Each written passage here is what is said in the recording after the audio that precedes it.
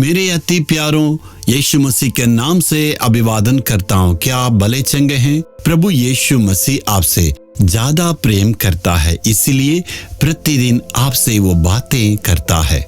आज प्रभु क्या कहने वाले हैं? यशायाह 52 अध्याय का पहला वचन, हे सिय्योन, जाग जाग अपना बल धारण कर।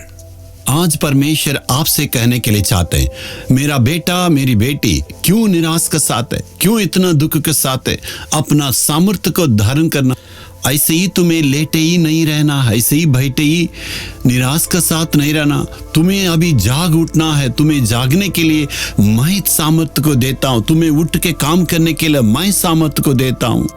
परमेश्वर हमें हमेशा अपना सामर्थ्य से भरने के लिए चाहते हैं। जैसे ही प्रभु इब्राहिम को दर्शन दिया, उन्होंने कहा था, ये इब्राहिम, मैं सर्वशक्तिमान परमेश्वर हूँ।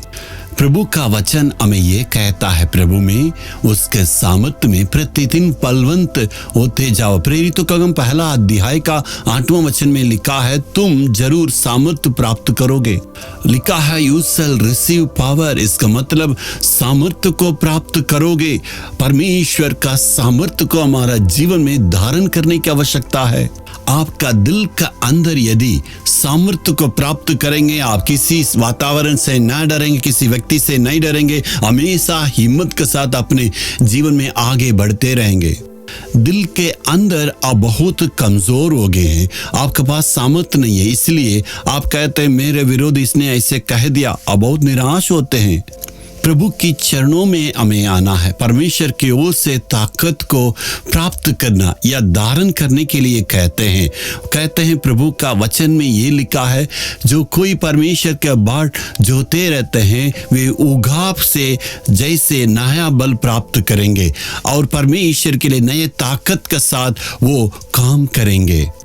प्रतिदिन परमेश्वर की चरणों के पास आना है, प्रार्थना करना है, बाइबल की अध्ययन करना है। प्रभु के वचन की ओर से ताकत को प्राप्त करने के लिए प्रभु कहता है, बेटा, बेटी, उठ जाओ, उस सामर्थ्य को धारण करो। तुम्हें ऐसे ही बैठे नहीं रहना।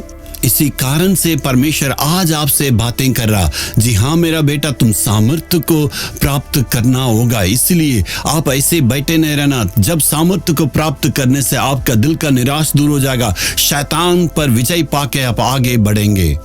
आज मैं आपके लिए प्रार्थना करने के लिए चाहता हूँ। क्या आप मेरे साथ प्रार्थना करेंगे? जी हाँ, अपने आंखों को बंद करके यीशु के पास आएंगे, यीशु की चरणों में अपने आप का अर्पण करके हम प्रार्थना करेंगे। हे प्रभु, इनके लिए मैं प्रार्थना करता हूँ, इनको सताने वाली सारी बातों को दूर करें और इनको दबाने वाले सारे बोझ को दूर करना है। आज ये बच्चे प्रभु जी तेरे सामर्थ्य को प्राप्त करना, तेरे सामर्थ्य को धारण करके आगे बढ़ने के लिए और इनका जीवन में सारे आत्मिक रुकावटों को दूर करने के लिए, निराश को दूर करने के लिए आज इनके लिए मैं दुआ करता हूं। हे प्रभु, इनके जीवन में अद्भुत काम करना, सामर्थ्य के लिए तू अद्भुत काम करने के लिए यीशु के नाम से मांगता हूं। आमीन, आमीन।